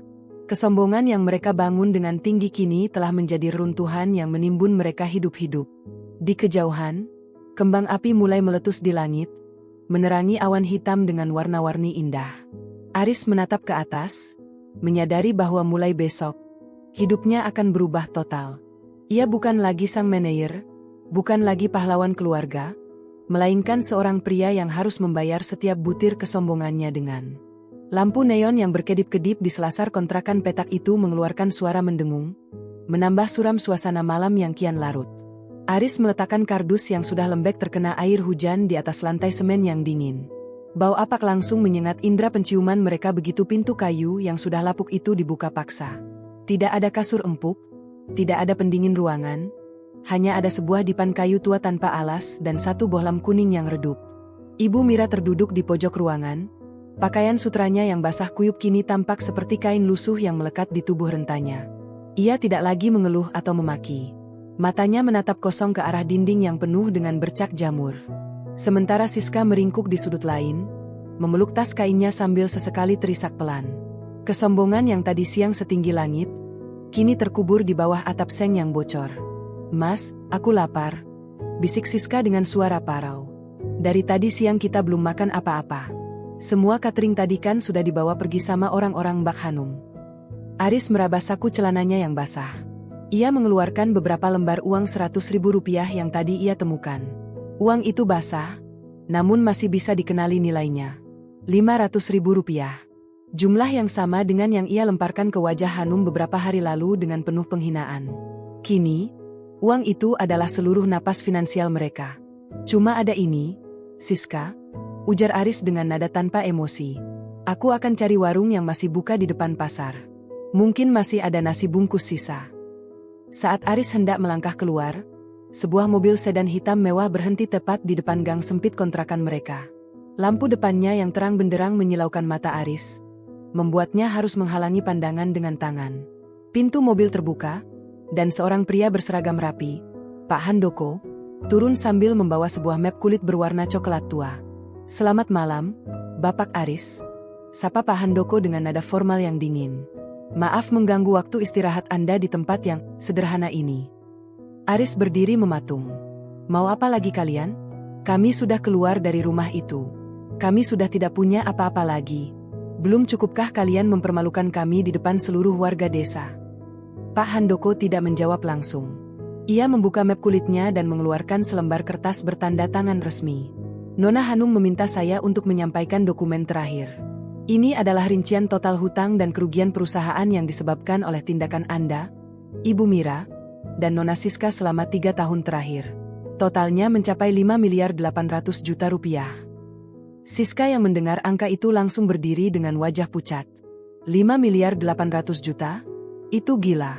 Kami tidak akan pernah bisa membayar uang sebanyak itu seumur hidup kami. "Benar sekali, Nona Siska," sahut Pak Handoko tenang. "Secara hukum, Nona Hanum bisa saja menjebloskan Bapak Aris ke penjara atas tuduhan penggelapan dana, dan melaporkan Ibu Mira serta Nona Siska sebagai penadah aset perusahaan. Namun, Nona Hanum adalah orang yang sangat pemaaf. Beliau menawarkan sebuah solusi. Aris menatap Pak Handoko dengan secercah harapan yang bercampur rasa takut. Solusi apa? Dia mau membatalkan semua tuntutan itu. Tidak dibatalkan, tapi dikonversi. Pak Handoko menyerahkan lembar kedua. Nona Hanum menawarkan kesempatan kerja kepada kalian bertiga. Kalian akan dipekerjakan sebagai staf rumah tangga di kediaman utama Adiwangsa Group di Jakarta. Seluruh gaji kalian akan dipotong 80% setiap bulan untuk mencicil hutang tersebut sampai lunas. Selama masa kontrak, kalian akan diberikan tempat tinggal di barak pekerja dan jatah makan standar. Apa? Jadi pembantu di rumah Hanum? Ibu Mira tiba-tiba bersuara. Suaranya melengking karena kaget. Aku ini mertuanya. Mana mungkin aku jadi pelayan di rumah menantuku sendiri. Ini penghinaan yang lebih kejam daripada diusir. Pilihan ada di tangan Anda, Ibu Mira, ujar Pak Handoko sambil merapikan kacamatanya. Jika Anda menolak, besok pagi setelah sholat Idul Fitri, tim hukum kami akan menyerahkan berkas laporan pidana ke kepolisian resor setempat. Bapak Aris akan langsung ditahan, dan aset-aset pribadi yang masih kalian sembunyikan, termasuk perhiasan di dalam tas Nona Siska itu, akan disita secara paksa oleh negara. Siska refleks memeluk tasnya erat-erat. Di dalamnya memang masih ada beberapa perhiasan emas yang sempat ia selipkan saat pengosongan rumah tadi. Aris menunduk dalam. Ia melihat ke arah tangannya yang kasar dan gemetar. Ia membayangkan dirinya berada di balik jeruji besi, kehilangan masa depan, dan melihat ibu serta adiknya hidup luntang-lantung di jalanan. Di sisi lain, membayangkan dirinya bersimpuh melayani Hanum adalah siksaan batin yang luar biasa hebat bagi egonya yang pernah setinggi gunung. Kenapa Hanum melakukan ini, Pak? Tanya Aris lirih. Nona Hanum ingin kalian merasakan apa yang beliau rasakan selama 3 tahun ini. Merasakan bagaimana rasanya dianggap tidak ada, dianggap sebagai beban, dan bekerja keras tanpa dihargai, jawab Pak Handoko. Beliau ingin kalian belajar tentang nilai sebuah kerja keras dan kerendahan hati. Beliau menyebutnya sebagai pendidikan karakter pasca lebaran. Hening melanda kontrakan sempit itu. Hanya suara rintik hujan yang menghantam atap seng yang terdengar. Gema takbir dari masjid pasar terdengar semakin nyaring, seolah-olah mendesak mereka untuk segera membuat keputusan sebelum hari baru dimulai. Bagaimana, Bapak Aris? Mobil jemputan untuk para pekerja akan berangkat besok sore. Jika Anda setuju, silakan tanda tangani surat kesediaan ini sekarang juga. Pak Handoko menyodorkan sebuah pena mahal ke arah Aris. Aris menatap Ibu Mira yang kini menangis terseduh-seduh, lalu menatap Siska yang tampak ketakutan setengah mati. Tidak ada jalan keluar lain. Semua pintu sudah tertutup. Kesombongan mereka telah membawa mereka ke jalan buntu yang gelap. Dengan tangan yang sangat berat, seolah pena itu terbuat dari timah hitam, Aris menggoreskan tanda tangannya di atas materai. Disusul oleh Siska dan Ibu Mira yang menandatanganinya dengan isak tangis yang pecah. Mereka baru saja menjual kemerdekaan mereka untuk membayar dosa kesombongan yang mereka lakukan sendiri. Pilihan yang bijaksana, ujar Pak Handoko sambil mengambil kembali dokumen itu. Ia kemudian mengeluarkan sebuah amplop kecil dari sakunya. Ini adalah uang muka makan untuk kalian bertiga malam ini. 500.000 rupiah. Nona Hanum berpesan. Gunakan dengan bijak, karena mulai besok, uang sekecil apapun harus kalian dapatkan dengan memeras keringat. Setelah Pak Handoko pergi dan mobil mewahnya menghilang di kegelapan malam, Aris menatap uang 500.000 di tangannya. Ia tertawa kecil, tawa yang penuh dengan kepahitan dan keputusasaan. 500.000 lagi, gumamnya. Dulu aku memberikan uang ini untuk menghinanya. Sekarang, uang ini adalah penyelamat hidup kita. Besok adalah hari raya Lebaran. Hari yang seharusnya menjadi hari kemenangan dan saling memaafkan. Namun bagi keluarga Aris, besok adalah hari pertama mereka memulai hidup sebagai pelayan di bawah kaki perempuan yang selama ini mereka injak-injak. Dan mereka tahu, Hanum tidak akan membiarkan mereka lupa pada setiap kata, benalu, yang pernah mereka ucapkan. Malam itu, di bawah temaram lampu kuning kontrakan petak, mereka bertiga memakan nasi bungkus sisa dengan air mata yang terus mengalir. Tidak ada lagi rasa bangga, tidak ada lagi mimpi tentang mobil baru atau jabatan manajer. Yang tersisa hanyalah kenyataan bahwa hidup mereka kini berada di tangan Hanum sepenuhnya. Gerbang besi menjulang tinggi dengan ukiran emas khas Adiwangsa Group terbuka perlahan. menyambut kedatangan sebuah minibus operasional yang tampak kontras dengan kemewahan lingkungan perumahan elit di Jakarta Selatan itu. Di dalamnya, Aris, Ibu Mira, dan Siska duduk berimpitan dengan wajah kusam dan mata sembab. Mereka baru saja menempuh perjalanan darat yang melelahkan dari kampung. Namun rasa lelah fisik itu tidak ada apa-apanya dibandingkan dengan rasa ngeri yang merayap di dada mereka saat melihat kemegahan rumah yang kini menjadi tempat kerja mereka. Rumah itu jauh lebih besar, jauh lebih mewah, dan jauh lebih angker daripada rumah dinas yang dulu mereka tempati. Pilar-pilar putih besar berdiri tegak seperti raksasa yang siap menghakimi mereka. Taman luas dengan rumput hijau yang dipangkas sempurna membentang di hadapan. Tempat beberapa pelayan berseragam rapi sedang sibuk merapikan sisa-sisa dekorasi Idul Fitri. Turun. Perintah sopir minibus dengan nada kasar, sangat berbeda dengan nada hormat yang biasa diterima Aris dari staf kantornya dulu. Bawa barang-barang kalian ke pintu samping. Jangan lewat pintu utama. Itu instruksi Nona Hanum. Aris turun dengan kaki gemetar, menjinjing kardus pakaiannya yang sudah mulai hancur di bagian bawah. Ibu Mira mengikuti di belakang, memegangi pinggiran tunik sutranya yang kini kusut. Sementara Siska terus menunduk, mencoba menyembunyikan wajahnya di balik helaian rambutnya yang lepek. Mereka berjalan menyusuri jalan setapak di samping rumah, melewati barisan mobil mewah yang salah satunya adalah jenis yang sama dengan mobil ditarik dari Siska tempo hari. Di teras samping, Hanum sudah menunggu. Ia duduk di kursi rotan yang elegan, menyesap teh dari cangkir porselen tipis. Pakaiannya hari ini adalah kaftan sutra berwarna putih tulang yang memancarkan aura otoritas yang tenang. Tidak ada lagi daster kusam, tidak ada lagi aroma bawang yang dulu sering mereka ejek. Yang ada hanyalah sosok nona muda Adiwangsa yang sesungguhnya. Selamat datang di kediaman Adiwangsa. Suara Hanum memecah keheningan, jernih dan dingin seperti air es. Kalian tepat waktu. Saya menghargai kedisiplinan, karena mulai hari ini, itu adalah satu-satunya hal yang bisa menjaga kalian tetap tinggal di sini dan tidak di sel penjara. Aris mencoba menatap mata istrinya, atau mantan istrinya, namun ia segera memalingkan wajah saat melihat sorot mata Hanum yang tajam. Hanum, kami sudah di sini. Kami siap melakukan apapun asal kamu tidak melaporkan kami ke polisi. Panggil saya Nona Hanum. Potong Hanum cepat. Di rumah ini, tidak ada hubungan keluarga. Yang ada hanyalah majikan dan pekerja. Mengerti?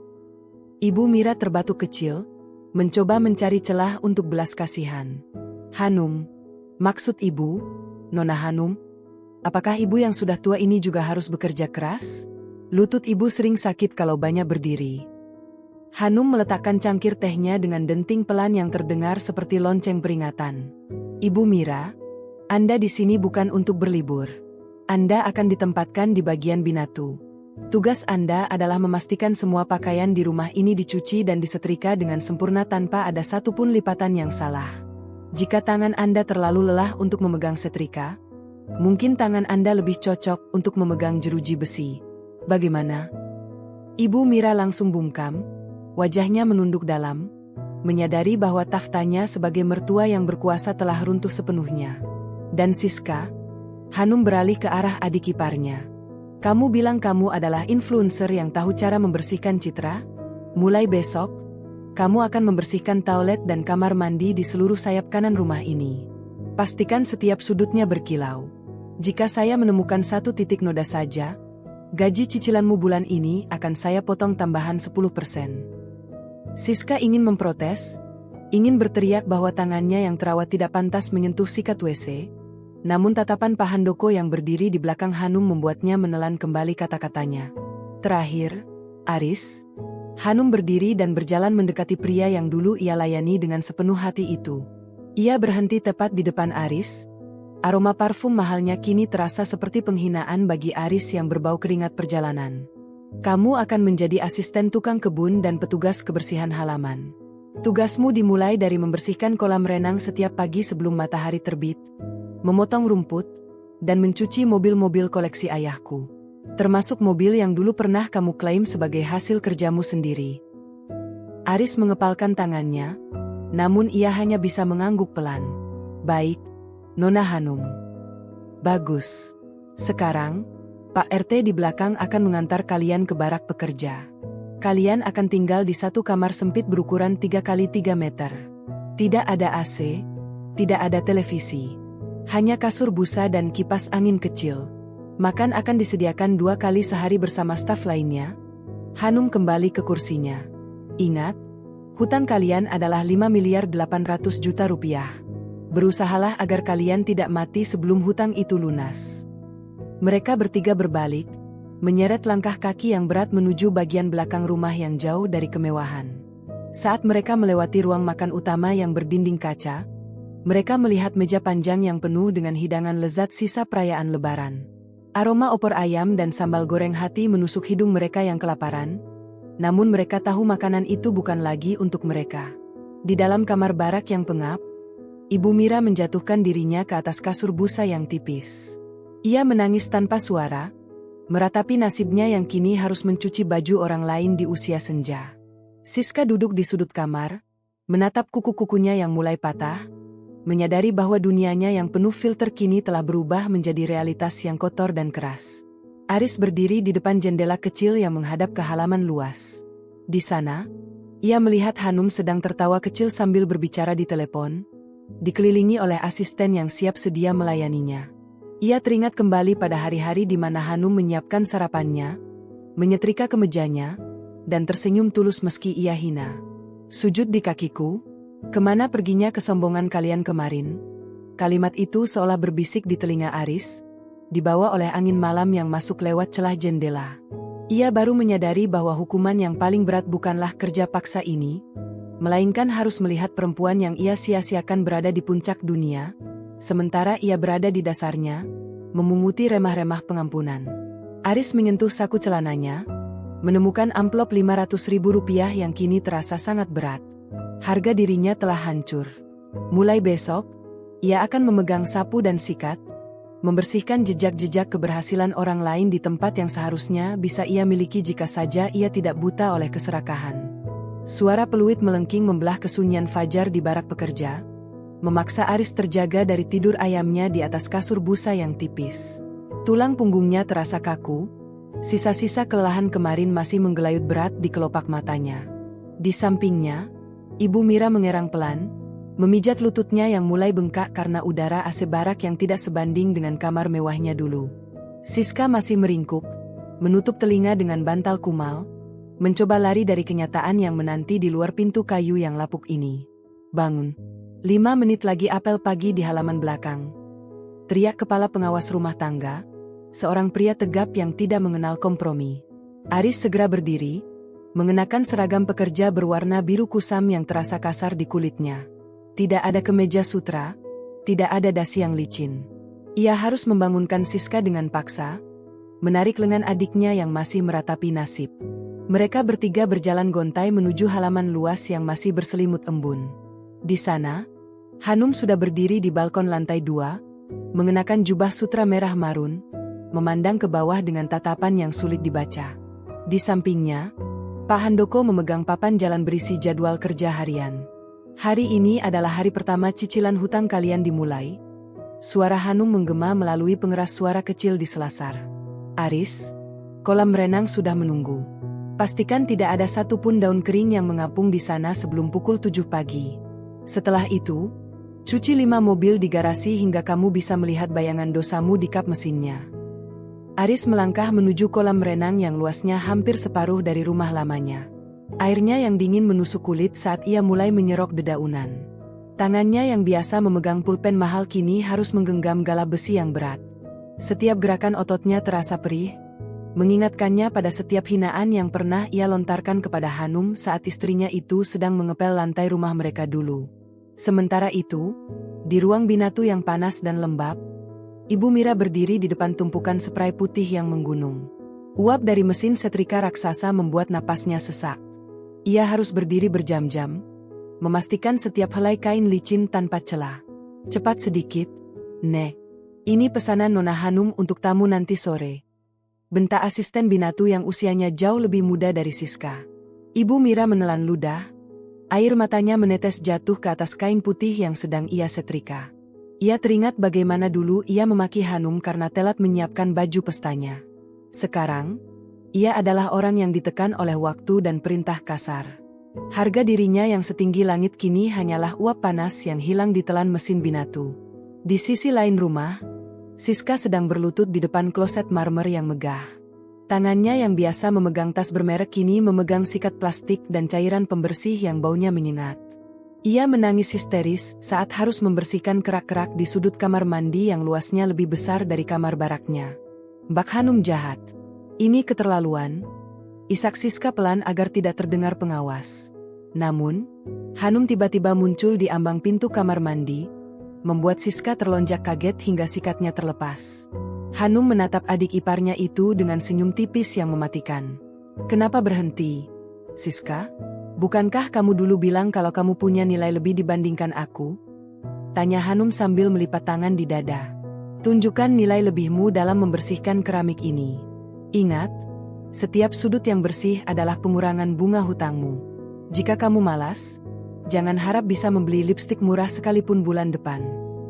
Siska kembali menyikat dengan tenaga yang tersisa, kepalanya menunduk dalam, tidak berani menatap mata kakaknya yang kini menjadi majikannya. Siang hari, saat matahari berada tepat di atas kepala, Aris sedang menyikat ban mobil SUV mewah milik ayah Hanum. Peluh bercucuran, membasahi seragam birunya hingga berubah warna menjadi lebih gelap.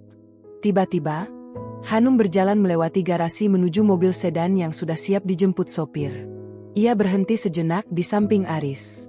"Bagaimana rasanya mencari uang dengan otot, Mas?" tanya Hanum tanpa nada mengejek.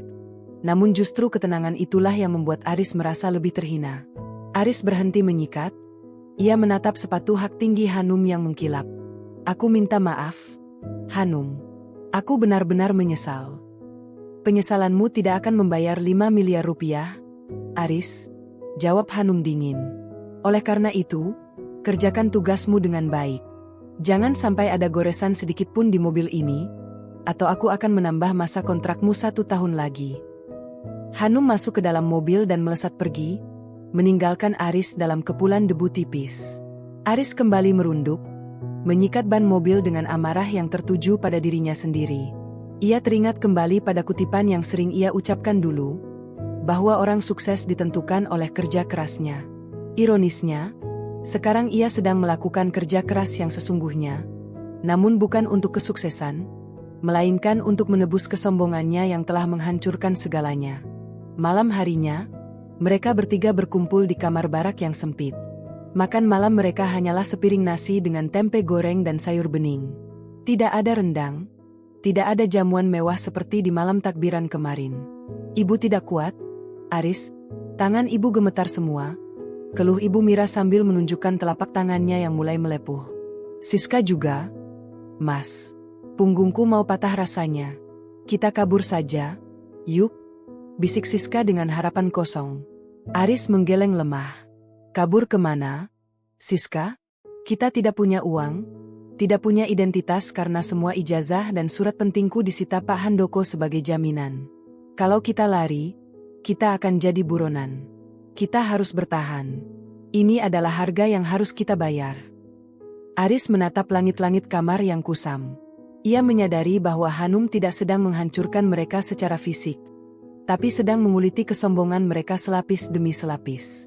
Setiap sikat yang ia ayunkan, setiap baju yang ibunya setrika, dan setiap taulet yang adiknya bersihkan adalah proses penghancuran ego yang selama ini membutakan mereka.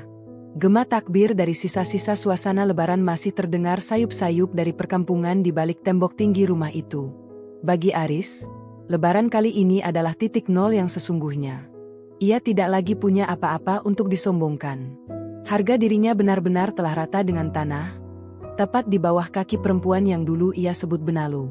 Besok adalah hari kedua, dan penderitaan itu baru saja dimulai. Mereka baru menyadari bahwa cicilan hutang itu akan memakan waktu bertahun-tahun, dan selama itu pula, mereka akan tetap menjadi bayangan di rumah megah Hanum Adiwangsa. Matahari pagi di hari ketujuh setelah lebaran bersinar begitu terik, memantul di permukaan air kolam renang yang kini jernih seperti kristal. Aris berdiri di tepi kolam, napasnya teratur namun bahunya tampak merosot. Tangannya yang dulu halus kini dipenuhi kapalan dan luka kecil akibat gesekan sikat serta cairan pembersih mesin. Di sampingnya, Ibu Mira berdiri lemas dengan jari-jari yang keriput karena terlalu lama bersentuhan dengan air sabun di ruang binatu. Siska, sang mantan influencer, kini hanya menunduk dalam. Seragam kerjanya tercemar noda pembersih lantai yang tidak bisa hilang. Mereka bertiga dipanggil ke ruang tengah kediaman utama, sebuah ruangan megah dengan lantai marmer yang dingin. Di sana, Hanum duduk di sofa tunggalnya, sementara Pak Handoko berdiri di sampingnya memegang beberapa map laporan kinerja mingguan. Tidak ada lagi kemarahan di wajah Hanum. Yang tersisa hanyalah ketenangan yang sangat mengintimidasi. 1 minggu telah berlalu. Suara Hanum memecah kesunyian ruangan yang luas itu. Bagaimana rasanya menghasilkan uang Rp500.000 dengan keringat kalian sendiri?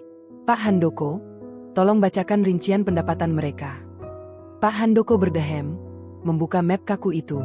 Berdasarkan upah standar asisten rumah tangga dan staf kebersihan, dikurangi biaya makan dan sewa barak, serta potongan cicilan hutang 80%. Bapak Aris, Ibu Mira, dan Nona Siska masing-masing mengantongi pendapatan bersih sebesar Rp500.000 untuk minggu ini. Aris memejamkan mata rapat-rapat. Angka itu, angka Rp500.000 yang dulu ia lemparkan dengan hina ke depan Hanum, kini adalah hasil dari kerja kerasnya memeras keringat dari fajar hingga petang selama 7 hari penuh. Ia baru menyadari betapa jahatnya ia dulu, meremehkan nilai uang yang bagi Hanum saat itu adalah simbol nafkah dan penghargaan. Rp500.000. Hanum mengulang angka itu dengan nada getir.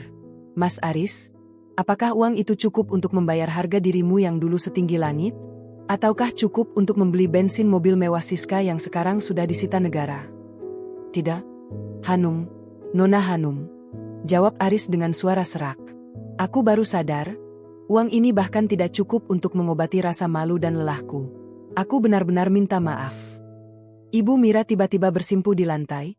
Tangisnya pecah membasahi marmer yang dingin. Hanum, tolong. Ibu sudah tidak kuat.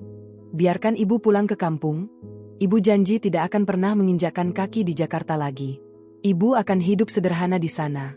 Jangan paksa ibu menyetrika gunungan baju itu lagi. Tangan ibu sudah kaku. Siska pun ikut bersujud, meratapi nasibnya yang kini tidak lagi dipedulikan oleh pengikut media sosialnya. Mbak Hanum, aku mengaku salah. Aku yang menghasut Mas Aris untuk mengambil uang tabungan Mbak. Tolong jangan penjarakan aku. Aku mau bekerja apa saja di kampung, asal bukan di sini. Hanum berdiri, melangkah mendekati jendela besar yang menghadap ke taman. Ia menatap keluar, ke arah kehidupan yang dulu ia bayangkan akan ia jalani selamanya bersama Aris dalam kesederhanaan. Namun, pengkhianatan telah mengubah segalanya. Kalian ingin pulang? Tanya Hanum tanpa menoleh. Hutang kalian masih Rp5.800.000.000. Secara hukum, kalian adalah milik perusahaan ayahku sampai hutang itu lunas. Tapi, aku bukan kalian. Aku tidak memelihara kebencian untuk menghancurkan hidup manusia selamanya.